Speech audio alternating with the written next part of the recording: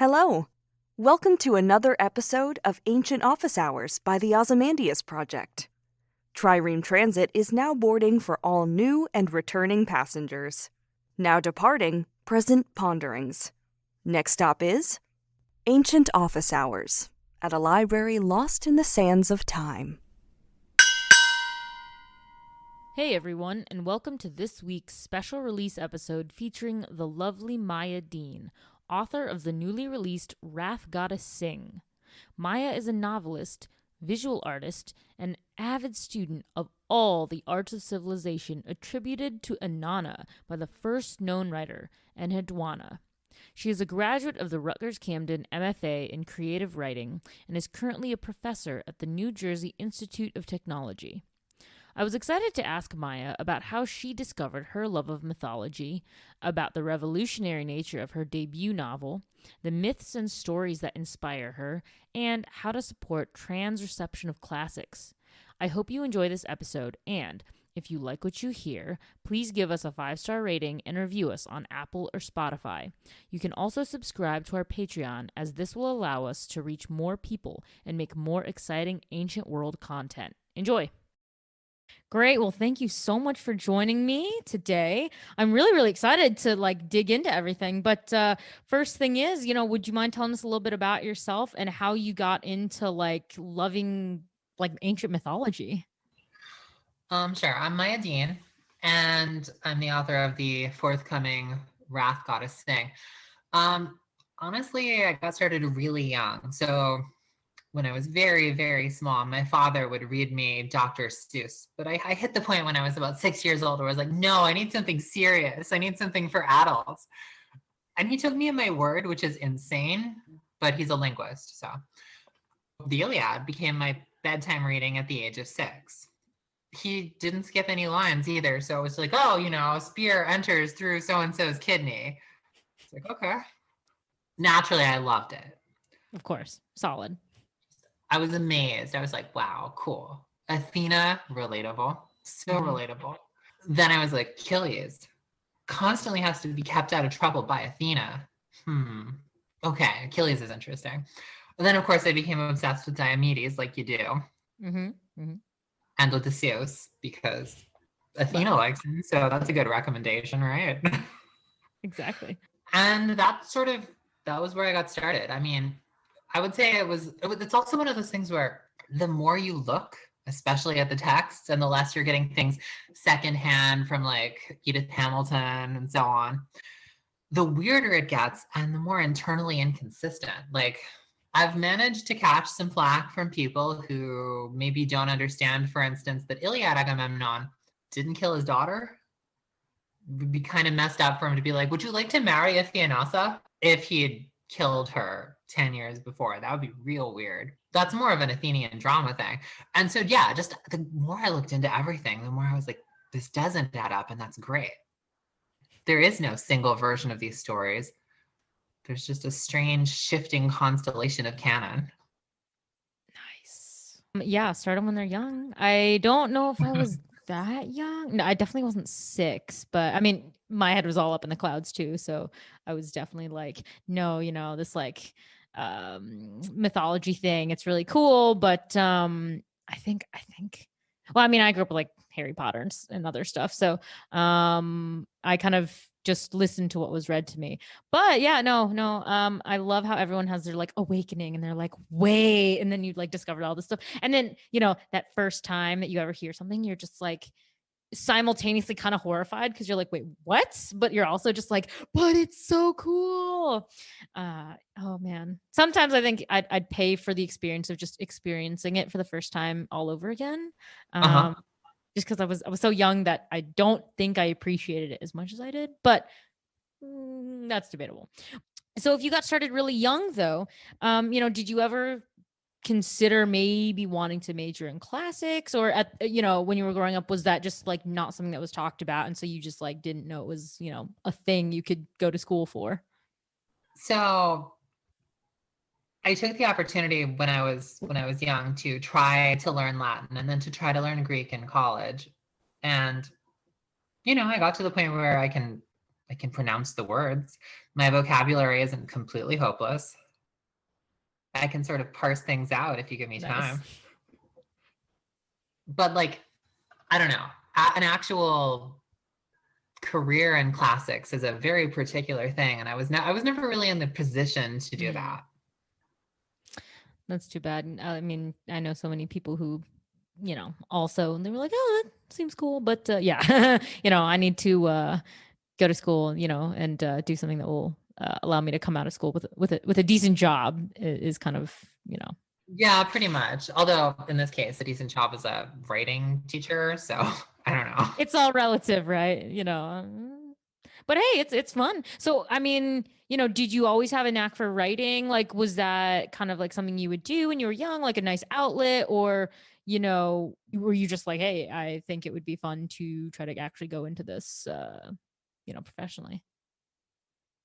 When I was 8, I was like, I have a great idea. I'm going to read the Iliad. And then, of course, it was like 2 pages long and it was completely nonsensical. But maybe that was just a thing I sort of settled on because that never really left the back of my head. What did happen as I became, I guess, more aware of everything is that certain aspects of the stories really started sticking with me.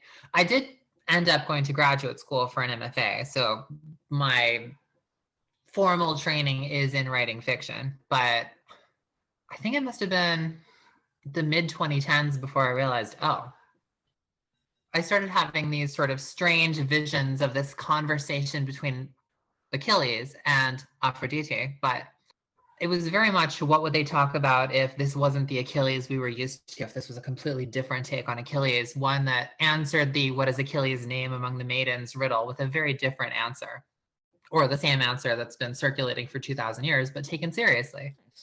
Nice. Then at some point I read Statius, who's awful, and the Achilleid really upset me. I was just like, oh, okay, well, gosh, we have like, you know, 2,100-year-old transphobia. Cool.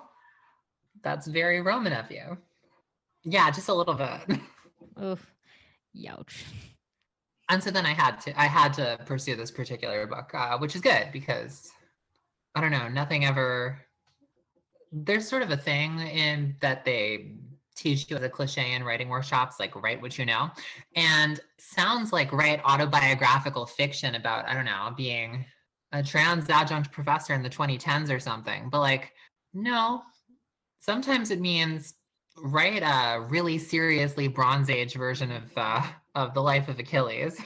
Sort of peel away the Homer to see what the pre-collapse world that Achilles' life was set in would have been like, you know, drawing on archaeology. For sure. I mean, that sounds really cool. And, you know, I did want to get into, you know, what did inspire you, you know, to not only write about Achilles, but write from the unique, you know, point of view, because there's, you know, you can find so many different books about Achilles, but you know, I think it's super awesome. And it's so bold to reimagine Achilles, you know, as a trans woman. It's just like, it blew my mind. So when I heard about the book, I was just like, what? You know, it's not often that I come across something that I was like, you know, I never would have heard, you know, thought to do just because I was coming up, you know, with a classics background. You know, it's kind of, unfortunately, it's quite one dimensional in how, you know, we're taught the source material, because they say, no, just, you know, like, yes, you can interpret it on your own, but they're like, oh, but stay behind the contours, the bounds of like, you know, what it is, you know, what it's presented. And to be able to, I mean, I can't even imagine the freedom you had just being able to be like, all right, I'm just going to do this thing. So like, you know, what prompted you to just be like, I'm just going to take it this way? Well, one of the things that I realized was that what we consider to be the contours of the classics is a much narrower thing than what people in ancient Greece considered to be the contours of what you could do with the classics. Yeah, so I'm not the biggest fan of Athenian drama. I've read all the classics, but like, But one day Aeschylus was like, you know what? There's like a minor sort of fanfic variant where Agamemnon kind of butchers his oldest daughter. And I know that this it doesn't really fit into the Iliad, I know, because she's like alive and all, but it's such a good story. Mm-hmm. And Aeschylus just did that. And then it became canonical to the extent that if you question it, people get upset. And if you point out that she's discussed as though alive in the Iliad, well, it kind of breaks people's brains a bit. Mm-hmm. It's all this messy fandom. Aphrodite got retconned. Aphrodite Urania to Aphrodite Pandemos. She starts out as this like very Inanna style ancient Near Eastern sky goddess. And she gets retconned into Zeus's daughter, and from like this sky goddess of battle and death with kind of Uranus's portfolio into the Aphrodite we know from so many classical era myths, who's really been tamed in a lot of ways. Mm-hmm. And like has a mother and doesn't arise out of like, I don't know, some sort of violent castration episode.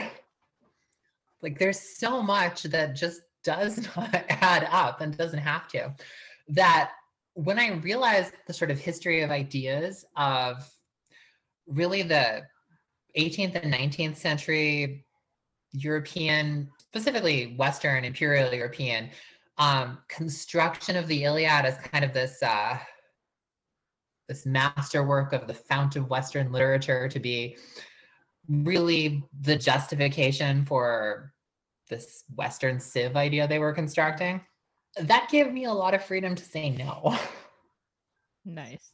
And the more I looked into it, the more I was like, oh, but also there were just all these readings that were only really suppressed in the 19th and 20th century. Like if you look at art representations of Achilles from the classical period to the 18th century, Achilles is portrayed as a woman about a fifth of the time. Louis XIV had a trans sister who commissioned this Achilles on Skyros statue for the gardens at Versailles. It's a really cool statue, but it's just, you know, it depicts Achilles as this like armed woman because a lot of like, that was kind of the way that that artistic tradition survived. It was like, well, yeah, but it's a great excuse to draw a woman as the most powerful warrior of all time. And so people kept doing it. There must be a need. But in the 19th and 20th century, that and the tradition of having Achilles portrayed as a woman on stage were suppressed. So the more I looked at things, the more I was just like, well, I was not consulted when we decided to delete half the interpretations of Achilles. Why not do that? That's brilliant. You know, it's bold. Not even just brilliant. It's very bold. I appreciate it a lot because, and who better to be the person to do that than a trans woman yourself? Because like, you know, I guess, you know, in this day and age, the last thing we want are for people whose lived experiences it is not their thing to, you know, sort of step in and be like, okay, well, I'm gonna, you know, do this thing. So do you almost like feel a sense of responsibility as being like the first person to really take it in this direction then? Yeah, I think so. But I also think that like there's an artistic responsibility whenever you're representing anyone to at least not carelessly fail to understand. Like for instance, obviously I'm not a Bronze Age trans woman, but a lot of research went into at least understanding what that would be like and kind of thinking through how to portray that. And I think that's true for like, I don't know. I'm not like a strict own voices person. I think that it's just that if you're going to do something well outside of your experience, you have a responsibility to do it well. And if you can't do that, you have a responsibility to stop and do better. But yeah, I did feel responsibility to Achilles, you know, to my readers, because the way trans women are portrayed is usually extremely narrow. Like generally speaking, there isn't room for a lot of complexity in our portrayals. There isn't room for a lot of humanity. So often it's, well, you know, you have to embody someone who both simultaneously knows your place and also performs exactly what cis people would expect of you. And Achilles is just not that kind of figure. Achilles is, not to get like Nietzschean or something, but Achilles is like at least beyond good and evil. Yeah. Achilles is like this profoundly messy figure who's also full of love, completely selfish and ridiculously generous at the same time. And I found that so compelling, just the messiness of a life that is lived with complete commitment, but isn't necessarily lived to satisfy anyone else's expectations of what that life should look like. Nice. Yeah. Well said. Well said. I mean, what an interesting character. I mean, I always find that either when I read the Iliad and I read Achilles, or when I see Achilles portrayed, like, yeah, that's someone's portrayal, but at the same time I always think, like, how is it possible for this one person to be simultaneously like the strongest, most powerful person in this world, and yet be the most childish, like, just like tempestuous strumpet, like over in a corner, like, Right. oh, you took my present, you took my stuffed animal, okay, now I'm gonna like go and pout, like, and then you have like the enormous respect and beloved by the gods, and then you have the fact that it's just like, if all these people just being like, fuck him, okay, whatever, it's, yeah. But that's the fascinating thing to me also, because Achilles is, of all the characters in the Iliad, the most like the gods. Mm-hmm. It makes sense. I mean, there's that entire thread in classical Iliad criticism where they're kind of trying to come up with like a reason for the Trojan War. And one of the popular ideas is like, oh, well, Zeus had to kill all the demigods because we couldn't exist in a world full of demigods. Clearly, they just had to clean house. There were just too many demigods.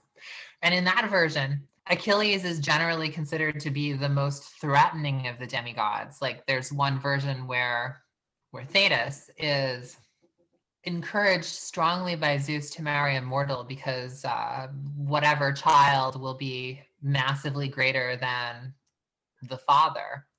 And in that version of the story, like, it's heavily implied that Zeus had his eye on Thetis and then got this prophecy and was like, oh no, I know how this game goes.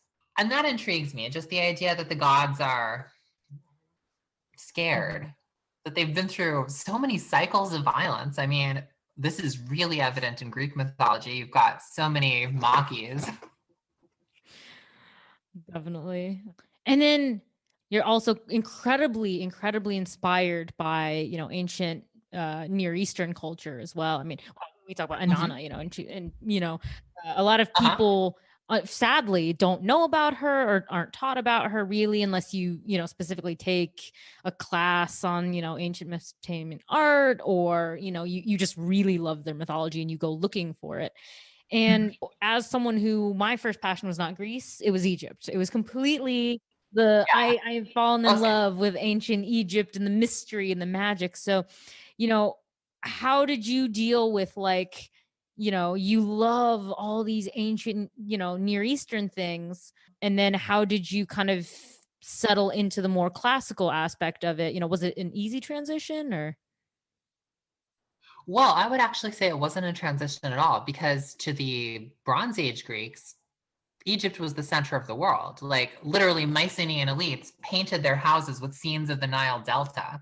And all the latest fashions came from Egypt. Like, this was a super cosmopolitan, interconnected world. Like, the letters that various ancient Near Eastern rulers would write to each other, like, you'd have the king of the Mycenaean Greeks, the Achaeans, like, sending letters to Alatia with Cyprus, just like, hey, I'll send you some stuff. Could you send me that cool stuff you got from Egypt? There are these beads, these carnelian beads from the Indus Valley civilization that ended up in Spain and Mycenaean graves and in Korea.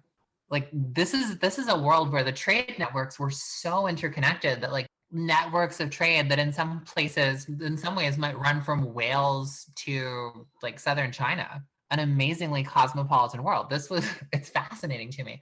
And Bronze Age Greeks were incredibly influenced by Egypt. So were the classical Greeks. They tended to credit Egypt with everything. But, post-Hellenistic kingdoms, there was a move not to do that so much, except in Egypt, in Ptolemaic Egypt, where they were happy to take credit, but also was like a Greek empire in a weird colonial relationship with a colonized Egyptian hinterland. Yeah, this is something I think about a lot, because the artificial separation of these into separate civilizations is in so many ways an invention of the past 2,000 years, and especially an invention of the past 200 years. If you told, like, for instance, just a random piece of trivia, Sappho's best friend Alcaius, who was like the second best poet in archaic Lesbos, his brother was a mercenary commander for the Babylonians. Nice. Supposedly, Socrates, as a teenager, went to Egypt to study, like you do.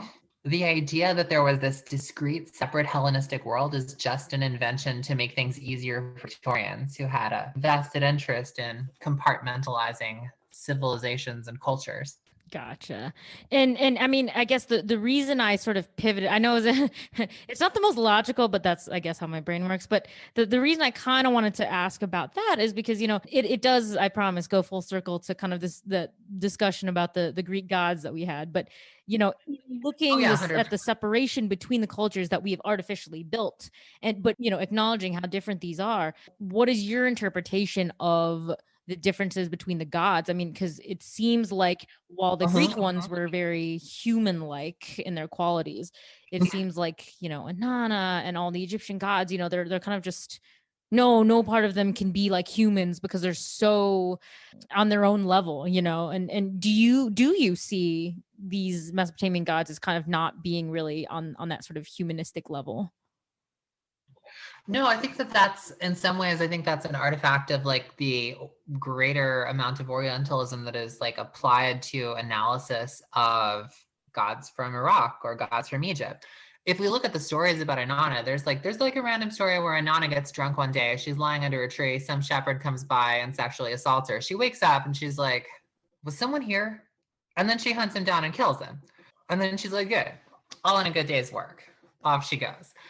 Which doesn't necessarily, to me, feel as much like a cosmic principle as like a pretty narrative of experience. Or you've got like simultaneously, you've got these incredibly like deep ideas about time and stuff like that originated in Egypt. Like the Platonic forms are clearly cribbed from this late period conception of eternity as like the completed life or something like that, which is kind of like it's difficult to describe, but it's like a photon's eye view of reality where like everywhere the photon goes and its entire experience through the light cone becomes like a single eternal moment. Mm-hmm.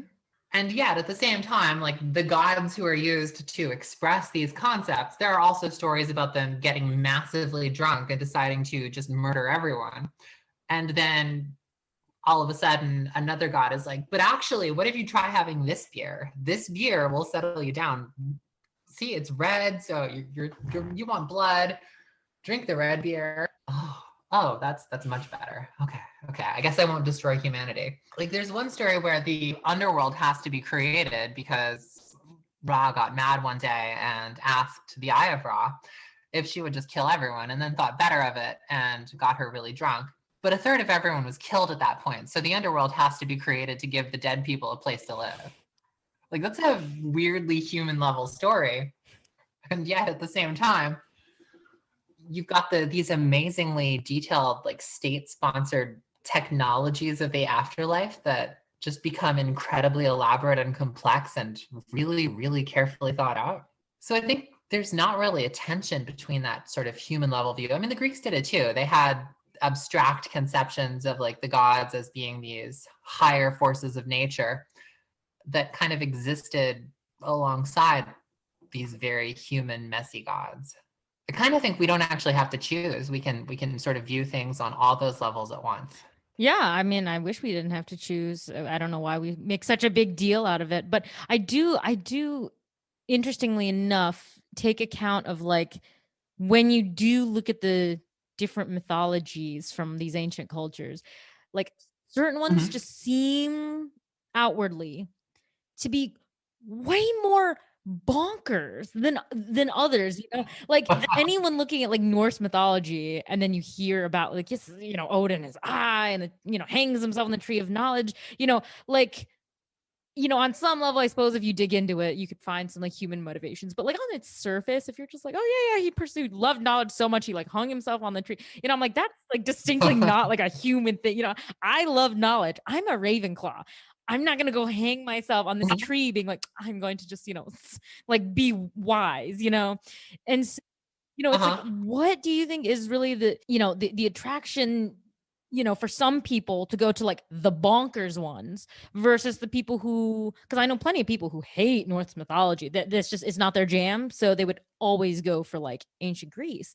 So, is it like maybe just a difference in how we're telling these, or is like, do you see some kind of, I mean, yeah, we make these barriers, but like, is there still some kind of difference where like people would be more likely to go gravitate toward one type of mythology than the other? That's an interesting question, and I'm not actually sure. I think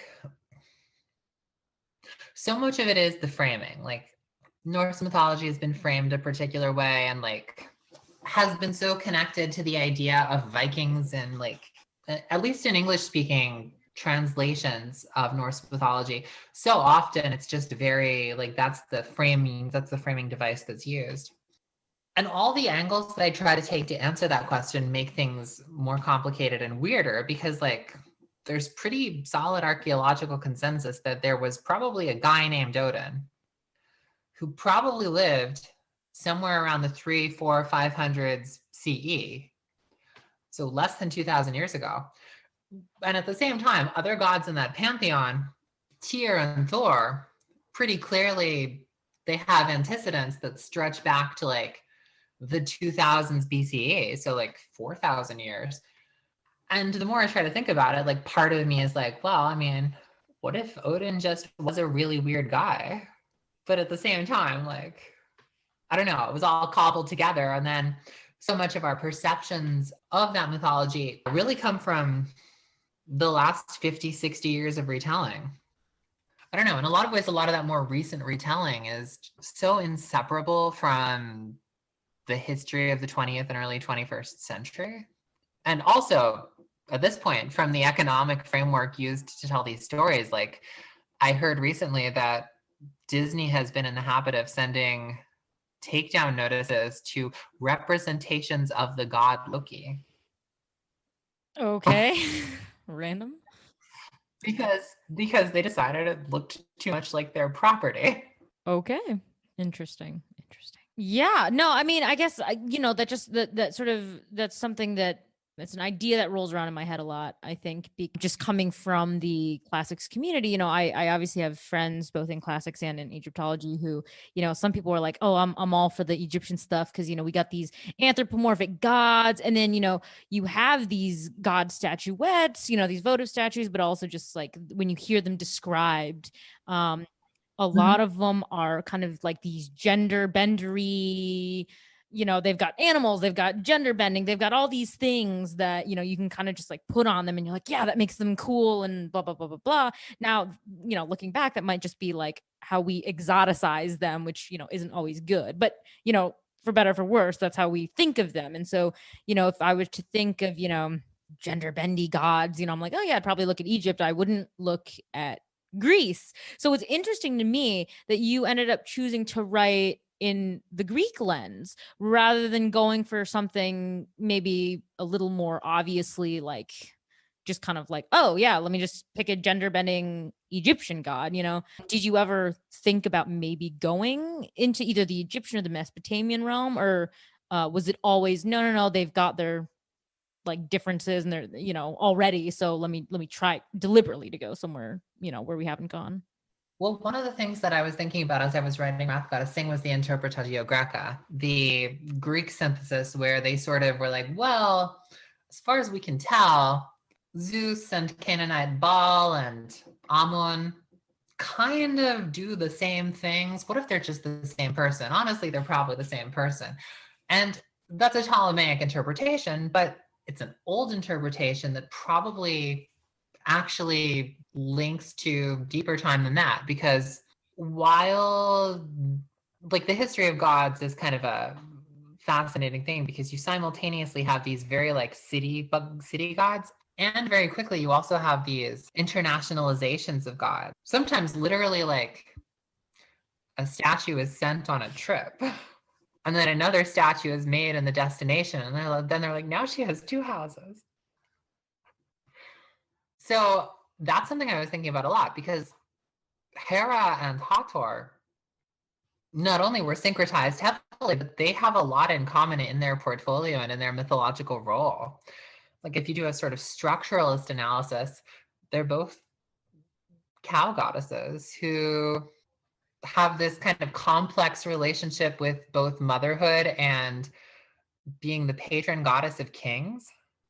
So it was very easy for me to just think, well, okay, what if these are like really old entities who've wandered around a lot, and they're scary, powerful, and they're ancient, and maybe they pick up names as they go to different places, and maybe a new one walks in and people think it's this other god, and it gets tangled and messed up, because they're not going to be like, actually, you have a case of mistaken identity.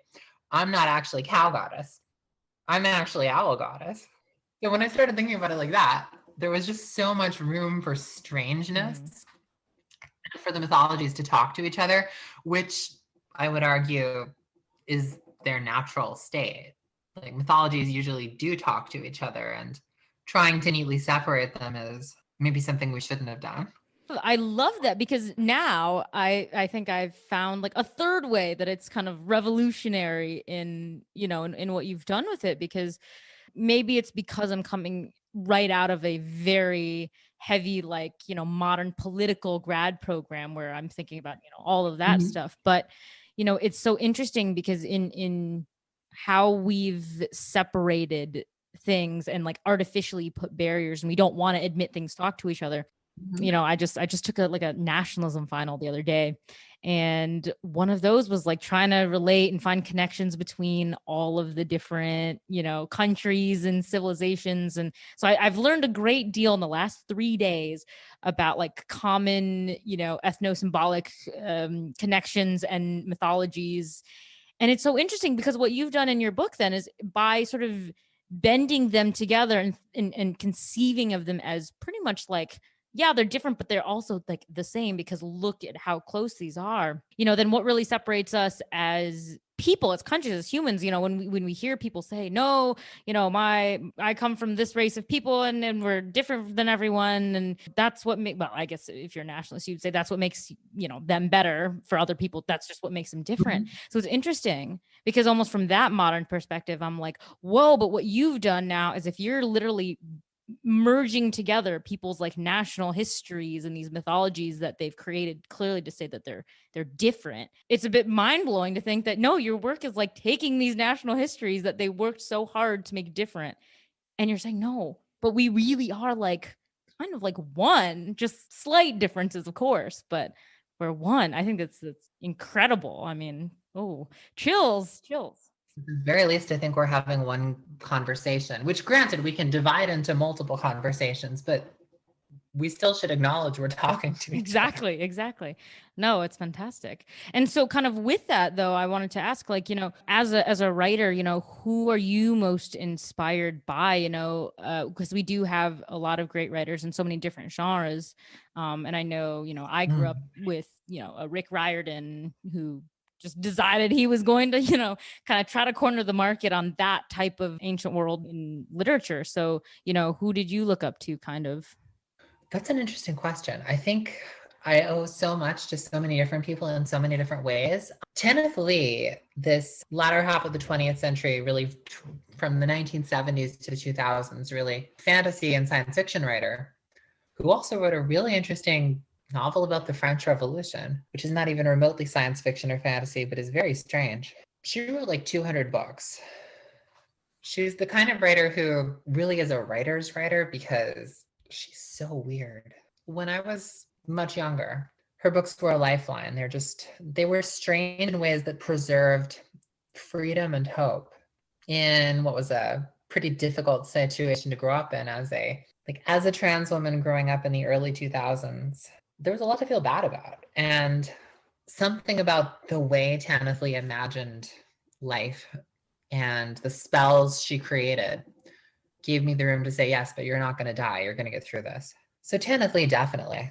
And the Duana. Of course. Yeah, her poems are so weird. And they're so weird in a way that definitely, like, you don't think, oh, 2300s BCE. You think, what is this? There's like an entire poem about Inanna deciding that this mountain would not be allowed to disrespect her anymore and just blows it up. The mountain asks her father for permission to beat her up. And her father's like, well, yeah, if you can, you can. And then she's just like, disrespectful mountain, I'm taking my mace and I'm just smashing the top off. It's completely insane. I love it. I guess in some ways Enheduanna similarly, because so much of her poems are about sort of pulling the magic out of despair and saying, no. The gods are here and they're on your side. Well, the only one that matters, the others will beat them up. And granted, also, yes, it's propaganda for the Akkadian Empire. Like, also, my father will save the world. You just have to let him do whatever he wants. Still, it's amazing. That's amazing. And I mean, I guess I don't really know how often authors get asked this. I can imagine a lot, but do you have like one favorite either myth or story or poem that you just always come back to, or is it just all there's so much that you couldn't possibly pick because it's all like amazing? One of the things I keep coming back to is actually a particular spell from the Pyramid of Unas. Ooh. You know the cannibal hymn? I've heard of it because I remember learning about it, but also I was like young, so please remind me. It essentially stages the king flying off into the sky and then eating the gods. Okay. Did not remember that one. Yeah, it starts like the stars rain down, the sky darkens, and then it's just like there are earthquakes, the doors of the horizon open, the king flies into the sky, he lands in the sky, and he collects his allies, and he starts butchering various gods he finds there, from the small tiny gods to the big old gods, and just putting them in his cook pots and eating them. And there's this concluding coda that's like, he shatters at will. He feeds on all of them. He eats their entrails, even the ones who come with their bodies full of magic from the island of flame. Just like, wow. Who decided, let's put a spell where the king eats the gods on the wall of this tomb forever so that the king can eat the gods all the time? I don't know. It's indelible. It's fascinating. And the opening of the inscription is literally, because it's stars, it's literally just stars. That's fantastic. No, I love how some just stick in your mind more than others. And it's funny because one of mine is really like something I wouldn't have expected when I was in the middle of my college years. I studied abroad in Ireland for a whole summer, and someone offered me the chance to take like an Irish mythology course. What was I going to say? No, of course I said yes. And so we were like going through this class, and I remember my TA or whoever it was just like, okay, here's a wild one for you. And then she just introduced the entire myth as death by cheese. And I was like, wait, what? What are we talking about here? I was like, this is bonkers. And I study like Greek mythology. So, it's been since like the summer of 2017. So it's been a while. So if you are a lover of Irish mythology, forgive me. It's been a while. And I need to hear this. I need to hear this. Exactly. So basically it was like this standard myth of standard like princess. I think her name was like Princess Maeve. And she had these two suitors, and one wanted to like kill the other suitor off or something like that, so he could, take his prize. And he was like out in the woods, and then he sees like the rival from like across a clearing or something through some trees. And he doesn't have any weapons on him because he was like eating a picnic in a forest randomly, but he has a slingshot, and there's no rocks or any apparent reason. But what he takes is some of his picnic. So he takes like a thing of cheese, puts it in the slingshot, and like slings it at the rival. It hits him like perfectly somehow in the temple, and he's dead. He's dead. Oh my God. So I was like, yes, what is this myth? Death by cheese. So I wrote like an entire essay that summer about death by cheese. And I think I called the essay. That's amazing. That's amazing. Okay, I have a couple more that just that dislodged in my brain. Yes. Oh my God. In the Greek Alexander romance, which is wild, one of my favorite passages is the one where Alexander decides to impersonate his own herald and crash a party in Persepolis. So he dresses himself up as his own ambassador. He goes, he starts drinking he's introduced briefly to Darius. He starts drinking. There are these really fancy goblets, and every time he finishes a goblet, he just stuffs it in his robe. Finally, someone comes to Darius and is like, this guy is stealing your fancy goblets. And Darius is like, what's up with that, Mr. Macedonian ambassador? And Alexander looks at him and says, wait, these aren't party favors? Whenever Alexander has a banquet, he just gives away the goblets. But if you're cheap, that's fine. Here, have your goblets back. So Alexander sneaks out a bit after that. And Darius is sleeping in his bedroom. And all of a sudden, in the middle of the night, there's a giant crash. This huge statue of Artaxerxes, which he admired for its artistic merit, has crashed through his ceiling. And he's like, oh no, this is a really bad omen. Like, wait a minute. That little twerp was Alexander. Then there's one from the Persian Alexander romance. And this is like medieval. So this is like from the 11th century. And it's wild because after being super unpopular for obvious reasons in Persia, during the classical period and beyond, Alexander kind of was rehabilitated. Alexander's reputation was rehabilitated after Islam because they were like, well, okay, but you know, he probably made life really bad for Zoroastrians, but like, what if that was because he was a really good proto-Muslim? So Muslim Alexander is essentially, in the Persian Alexander romance, is essentially going across Central Asia, just fighting battles, meeting women, converting their countries. Because he's like, you know, what if you and I, we could get married and we could change your religion? Wouldn't that be hot? And it works really well until he gets to the kingdom of the fairies. The kingdom of the fairies is exactly what's on the tin. Like literally, when he gets into the kingdom of the fairies, a bunch of flying fairies attack, and Alexander has to create a magic circle to keep them out. Aristotle helps because Aristotle has, you know, powers. And so then the entire armies of the fairies appear. They're led by the queen of the fairies, Achilles, and she's just this colossal badass who just flies around beating up his troops.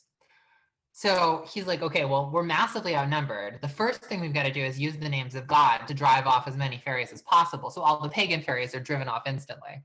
But Arakit is a Muslim fairy, and her core elite guard is too. So they're just like, well, we're believers. You're still on our land, and we're still going to kill you. But, you know, one thing leads to another, and eventually Alexander's like, or we could get married. At which point Aristotle is super upset. He starts a rumor that Arakit has scandalously hairy legs. He's like, I'm sorry, but like all the guys are saying her legs are really hairy. And Alexander's like, I don't care. So then the rest of the Persian Alexander romance is the on again, off again relationship between Alexander and Arakit. It's amazing.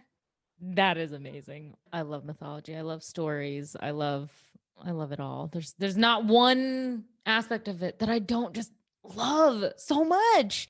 Right. Oh, brilliant.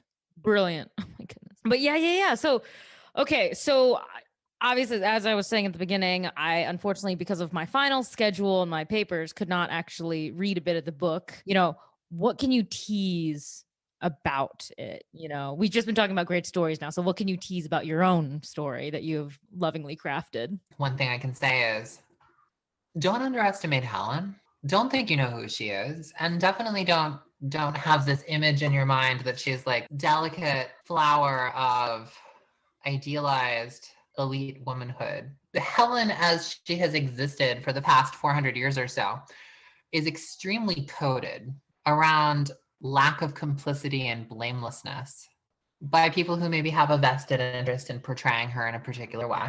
The classical Greeks had a different view of Helen and had for some time. Supposedly, the reason Homer went blind is because Helen didn't like the way he wrote her and wanted a more flattering reading.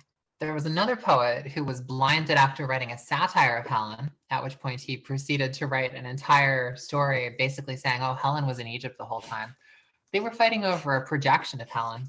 The real Helen was just chilling in the Delta, sipping drinks because, you know, that's what she did. But Helen is in the Iliad is such a fascinating figure because the first time we see her, she's wondering, where are my brothers? Shouldn't they be here? Why aren't they on the battlefield? Did they just not care? And then the narrator's like, dear reader, her brothers had died years before. Then she goes back to her rooms and she's making giant tapestries of Achaeans and Trojans fighting over her. And she's like, yeah, this is how I make my name. Love it. And that's weird. So my Helen is what you would expect if you had no expectations about Helen, but you did know that she might be sneaking up behind you with glowing golden eyes, grinning a little. The other thing I can tease is dolphins. Never trust dolphins. Yes. Never trust a dolphin. So one of the things that happens, this is a spoiler, fairly early on, a certain Egyptian princess is like, I'm really into philology, she says. And I'm told dolphins communicate through squeaks and trills. So I really want to find a good translator so I can talk to some dolphins. And her friends say, what? You can't talk to dolphins? And she says, or maybe all the Achaeans around here are just bad at linguistics. Maybe I can talk to dolphins. But who knows what'll happen when you talk to dolphins? What will they say? What kind of messed up things do dolphins talk about? Science has given us some clues. Dolphins do name other dolphins in like secret conversations. And then months later, the dolphins who had that secret conversations will commit murder. They will kill that dolphin they were plotting about behind their back. So dolphins do premeditated murder. Maybe we don't want to talk to them. Or, swim with them, because in modern days, we like to swim with dolphins, or we have this idea that they would be fun to swim with. I think, we've all heard like, well, if you get stranded or shipwrecked in the middle of the ocean, just look for the fun dolphins and they'll be nice. They'll like take you to shore. Dun, dun. They might, but it's very possible the reason they take you to shore is because they're like, you know what? You owe me.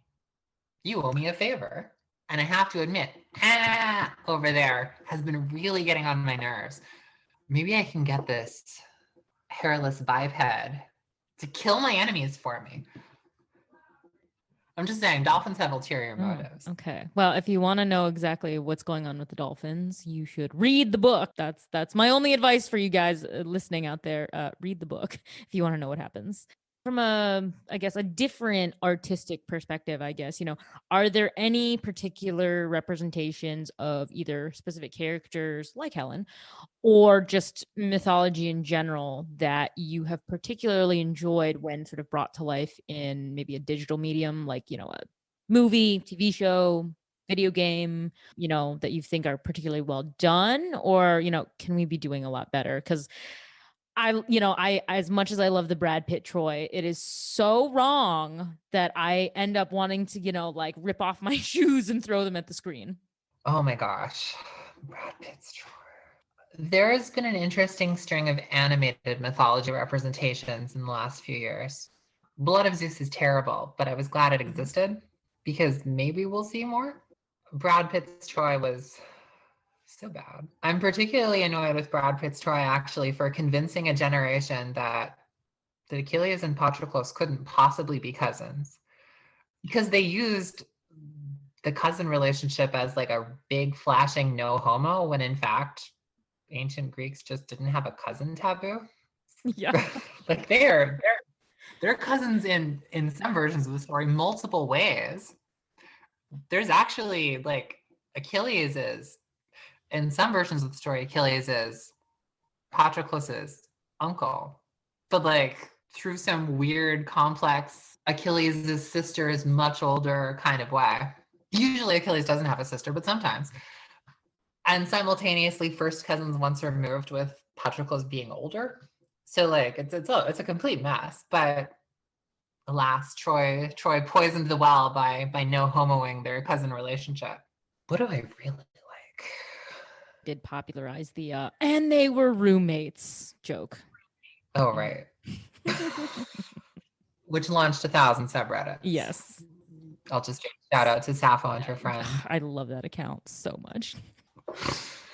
Assassin's Creed attempts so much, and some of it is so cool. Like the most amazing way to experience worlds really plausibly reconstructed. Like love the classical Greece and Odyssey, love the Ptolemaic Egypt and origins. And the takes on the mythology are fascinating until you run into the frame narrative. And then you're like, oh, right. This is also half-baked science fiction. But some of it is so cool. I think probably the most interesting thing about like that I ran into in an Assassin's Creed game was the levels in Origins where you go to Thebes, modern Luxor, and then you can find your way into various tombs and you end up in related afterlives. Like you go into Akhenaten's tomb, which was definitely when he was alive was pronounced like Akhenyati. But you go into Akhenaten's tomb and suddenly you're in this Atenist utopia. And that's really cool. I did love the perpetual sun, the way that the entire world was just like dominated by the sun ball.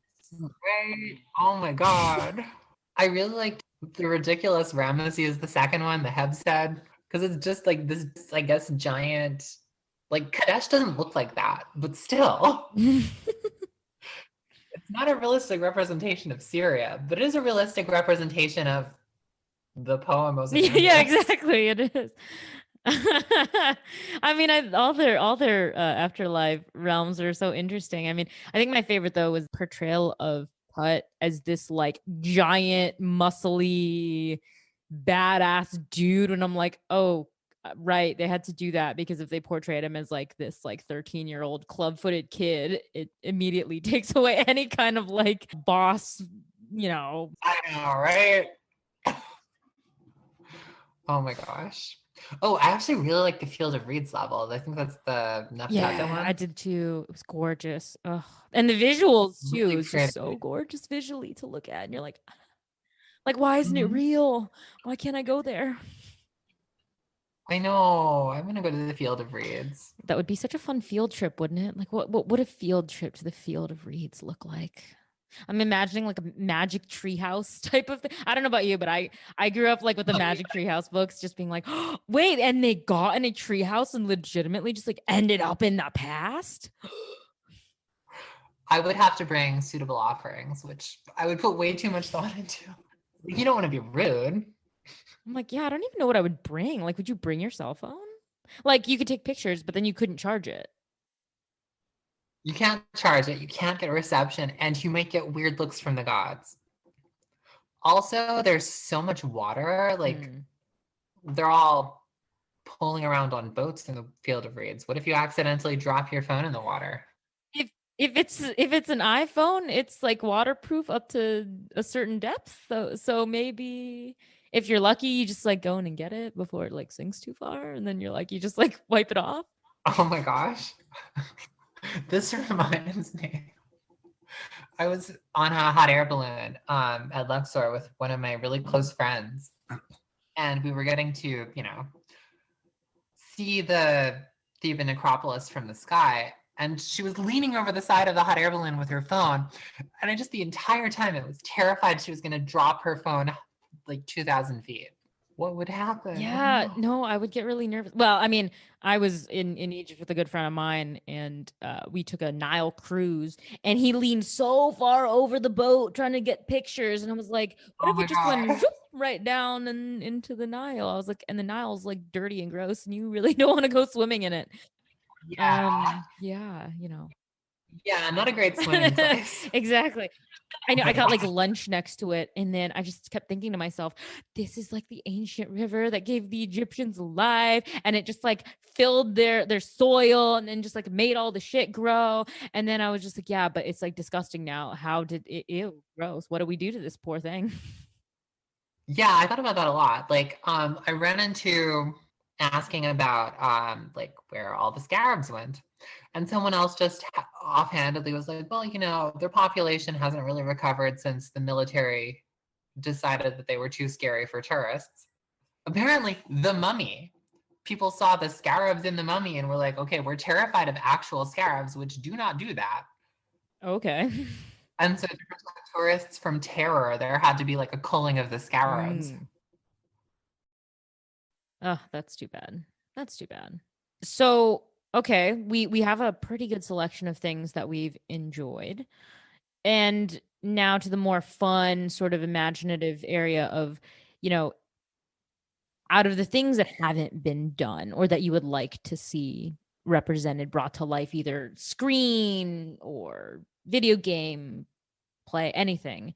Is there like a myth or two that you would like to see, or a story, or even if it's been done 1,000 times, is like there maybe just like a new angle you'd like to see of something that's already been done? Now we get into the stuff I'm secretly working on kind of thing. Ooh. I am so interested in seeing a lot more done with ancient Mesopotamian mythology because it's so influential, and so many of the ideas present are ideas that we are still living with the descendants of today.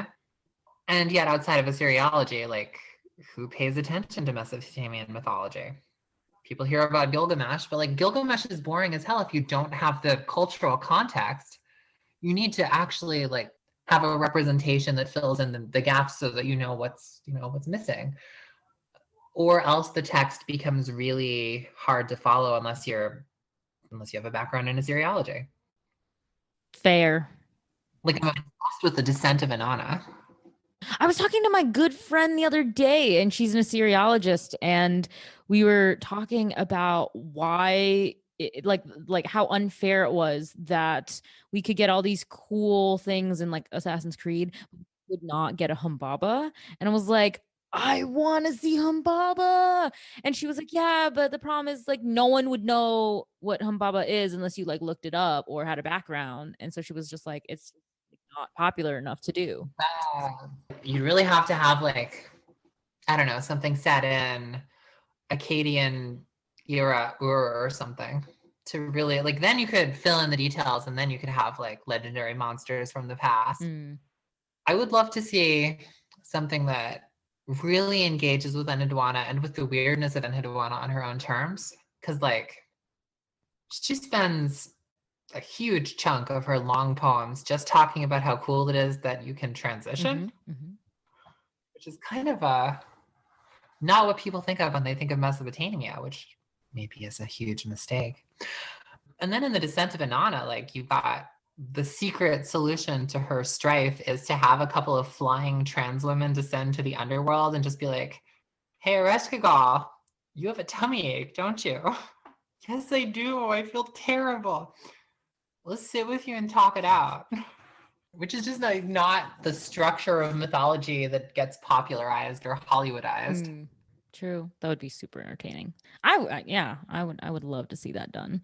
And finally, I mean, now that you're kind of you yourself have, dipped into the waters of classics, and you're bringing us, as I think as we've seen like a revolutionary story in more ways than one. I think in the past year, especially, I kind of lurk on classics Twitter and some of these other spaces. And the field is not doing a great job at being the most open and welcoming to, minority communities. And especially, and it's really been sad to see trans voices have had a really hard time kind of breaking through.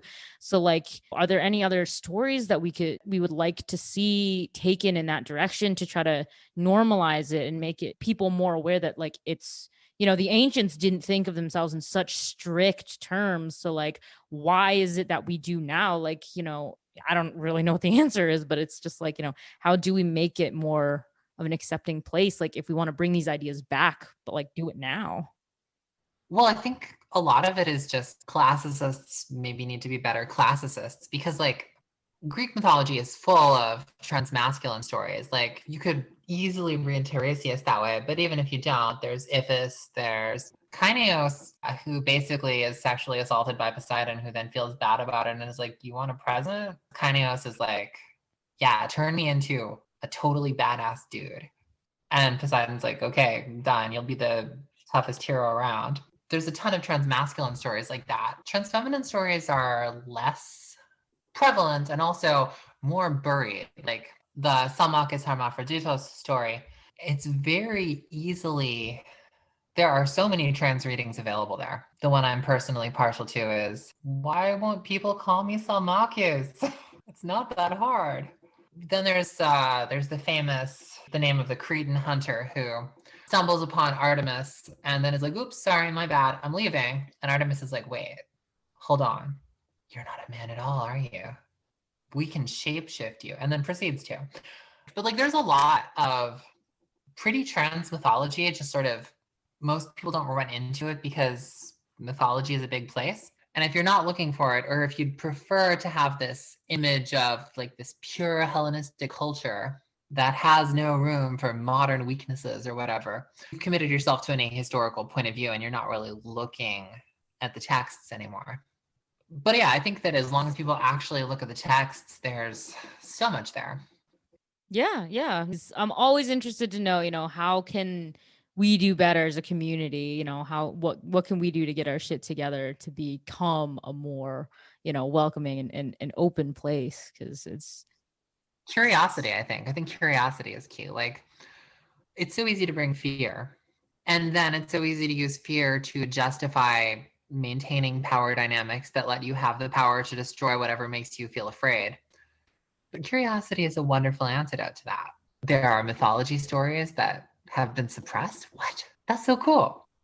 Yeah, just fanning the curiosity is actually probably the biggest thing, because none of us are born knowing the answers to everything, as much as we may feel like we need to have known the answers to everything. And I think just asking questions from a place of not fear, without any particular commitment to preserving a power dynamic. Mm-hmm. Yeah. No, and actually, I think it's interesting because you bring such a unique perspective, because it's like you love classics and mythology the way that all of us do, but like not coming from like a purely classical or Egyptological or Assyriological background. Would you say like being adjacent to our field, so like in it, but also like not in it, like has that been like, what has that experience been like? Has it like, I can't really imagine, there's no other way that I know, so I'm just, I'm always so interested to hear about what people think, as they're kind of like, they are here, they're part of the community, but they're on the periphery because they're not like so weighed down by all the shit that someone might go through. So it's like, what has that been like? I think in a lot of ways, because there's no single home for me in the past, because like, give me a time machine and force me to go into the distant past, then I'll probably end up in Egypt, just because I feel like I would have the best chance at a decent life. Even in the Iron Age, a fairly decent amount of rights, medicine, but still, I don't think it's possible for me to see any part of the past as my home in an uncomplicated way. Yet I'm interested in these little flashes of light from all across the past.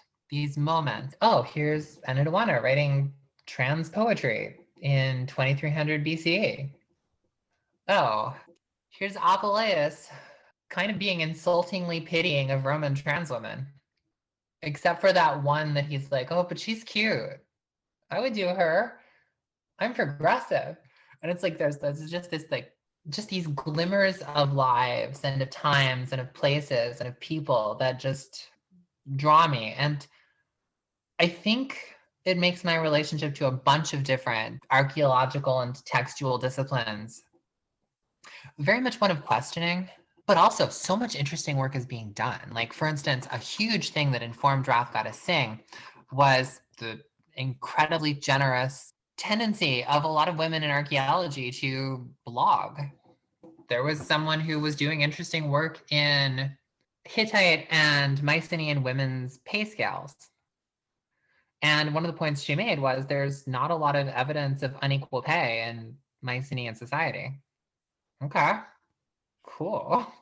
But it changes what you think of the past from this sort of received Victorian perspective that the past was like the precursor of Victorian society, to seeing the past as these unexplored worlds that you just can learn so much about, and then visions come. I have enormous respect for the people doing so much work in all of these fields. Like, recently I found myself reading this entire thesis about Sobekneferu. Ooh. What a great queen she was. She was super chill. Right. Right. And so mysterious, because like you can tell like she was a huge deal in her own time.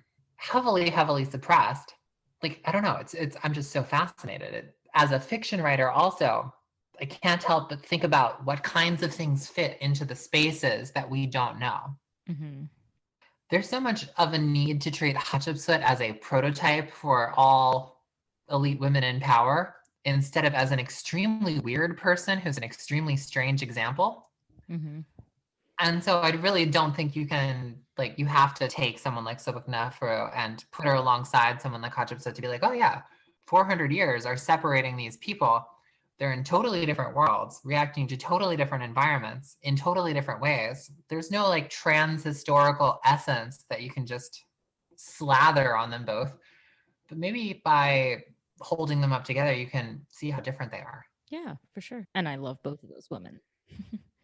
So I don't know, meandering answer, I know. No, I think it's fun. I mean, I think it's great. There is no right answer, luckily. I enjoy hearing, everyone's different like personal experience, interacting with the field. So, and I'm just endlessly curious by what inspires people to produce original work, because it's so hard to produce original work. I think it's all awesome. But at the end of each podcast, though, I have every guest read Shelley's Ozymandias poem, and after everything we've gone through, I'm very excited to hear what your thoughts are on this poem. So yeah, if you could just read it, and then what do you think of this poem? Cool. I met a traveler from an antique land who said, "Two vast and trunkless legs of stones stand in the desert. Near them on the sand, half sunk, a shattered visage lies, whose frown and wrinkled lip and sneer of cold command tell that its sculptor well those passions read, which yet survive stamped on these lifeless things, the hand that mocked them and the heart that fed. And on the pedestal these words appear. My name is Ozymandias, king of kings. Look on my works, ye mighty, and despair. Nothing beside remains. Round the decay of that colossal wreck, boundless and bare, the lone and level sands stretch far away." Oh, I always like that one. It's like one of the standard reactions to ancient Egypt put beautifully. So at Luxor, one of the things that I found myself unable not to look at was these giant, usurped, enthroned statues of Amenhotep III, but labeled Ramesses II, of course. And along the base of the statues, you have these lines of kings in chains. And on the left, there's a line of kings from Sudan. And on the right, there's a line of kings from Palestine. And they're all, in that very specific ancient Egyptian way, they're highly racialized portrayals. Mm-hmm. And just seeing imperialism celebrated so nakedly. There's no like pretense of noblesse oblige. There's no like, oh, we're going to civilize, blah, blah, blah. It's more like the statues are just sort of smugly saying, here we are, we rule the world, and we're beautiful because we're powerful enough to crush you. And even after 3,000 years, that's terrifying. It haunts me. I can't stop thinking about it. Just, I'm so fascinated. It's a really strong statement. I mean, I guess it depends on where you look, but like we kind of like do it still, but we try to hide it behind, hide behind something else. But yeah, to see it so strikingly celebrated, it's really an interesting thing to think about, isn't it? Yeah, it's incredibly haunting to just see like that power over others. I look at like statue heads of Amenhotep III in particular, and I'm just so fascinated because there's the intention to be portrayed as someone who literally cannot suffer, as someone who is just effortlessly beautiful and beyond everything. And this is someone who, by all accounts, had chronic pain so severe that like that was when Egypt started growing its own opium. History, man. It's wild, and the people reporting it oftentimes are more wild than the history they're reporting. Oh, yeah. Ancient mass media just tell a random wild story and hope someone picks up on it. I mean, but that's like Herodotus, right? Just everyone's like favorite crazy uncle. Just, oh my gosh. I feel like Herodotus gets a bad rap. Like, I feel like the course of my life has been seeing so many things that Herodotus was slammed for as ridiculous start to be taken more seriously. Like, he's like, no. The most impressive thing in Egypt isn't the pyramids. It's the labyrinth at Hawara. And like, maybe he wasn't wrong. just because New Kingdom sites were heavily cannibalized by the Ptolemies, the Middle Kingdom sites, doesn't mean that they weren't super impressive. Or just like random things he talks about when he's like talking about stuff that happens in Canaan. He's like, oh yeah, Scythians. And then it's like, archaeologically, probably true. But there was a Scythian presence at Ascalon at this particular point in time. Herodotus checks out again. And so that's the weird thing to me. Like, Herodotus goes out of his way to say, now, I didn't see this personally. I heard this secondhand. Here's what I know. Here's what I could confirm. And he's constantly caveating. And yet he has this reputation as being like the father of lies. But I feel like that's not fair. No, I think he does get a bad rap. I mean, you hold him up to someone like Thucydides, and then people are like, okay, well, clearly one's a historian, one is like the crazy uncle who just, tells these big windies, these big tales, but history is not always kind to people. True. I think we've seen. But very true, very true. Oh my God. So I guess the way I see Ozymandias also, in addition to like just a huge naked display of like freaking imperialism, is also a political statement by Shelley himself, right? Uh-huh. It's like a political statement on the fleeting nature, the ephemeral nature of like political power, the fact that you could be amazingly powerful and then realistically, and he thought his civilization would be around forever, and like 1,000 years later he's like buried under sand, and you're like, oh, how terrible. But like so valid. And the only reason we know about his civilization is because of, modern day archaeologists who've dug it up, but also the people who like actually built his empire for him. Like, we wouldn't know he was a king unless the artisan, he literally was like, yo, make my statue. Make me high. Exactly. Like, and make me the, conqueror of the world, make me look like the supreme conqueror of everyone. And so the last question I really love asking people is, if you think about Ozymandias in that sort of political way, do we have like a modern Ozymandias right now? Like, is there something that we think is like the most amazing, wonderful, just best thing ever that realistically, usually I would say in like 1,000 years, but like, let's be honest, global warming might just kill us all in 200 years. So I'm going to be a little less generous, but like, yeah, in, a couple 200 years, is there something we're going to look at and be like, what were we thinking? Because like, why? Well, the obvious easy answer would be like our fossil fuel infrastructure. I think this current age of billionaires is going to leave an absurd number of artifacts that if there are humans in 1,000 years, they'll just be looking at them and they'll just be like, who was this Bezos? Was Bezos some kind of god? And if so, what did people ask him for? Apparently everything. Did he deliver? Well, no, obviously he destroyed the world. What's a Musk? What was Twitter? What was Twitter? We have lots of pictures of the Musk, but we don't know what it did. I guess that would be the easy answer. I mean, it's valid though. I mean, how funny would it be though if like in 1,000 years all someone dug up of Bezos and Musk was like their penis-shaped spaceship, and then they were like, were we worshiping like sending penises up into space? Like, what is this? I feel like it's going to be, archaeologists are going to be looking at a ton of memes, and they're just going to be like, well, if you can decipher the memes, you'll understand. Oh man. Yes, but what does this meme mean? Well, as it happens, we do have ancient textbooks in meme studies, which incidentally, there are some good textbooks for meme studies. Nice. Yeah, I don't know. I feel like our Ozymandiases will be most visible if we just think about the physical geography and not the internet. Yeah. Then I guess cars are going to really confuse people. They're going to see so many cars.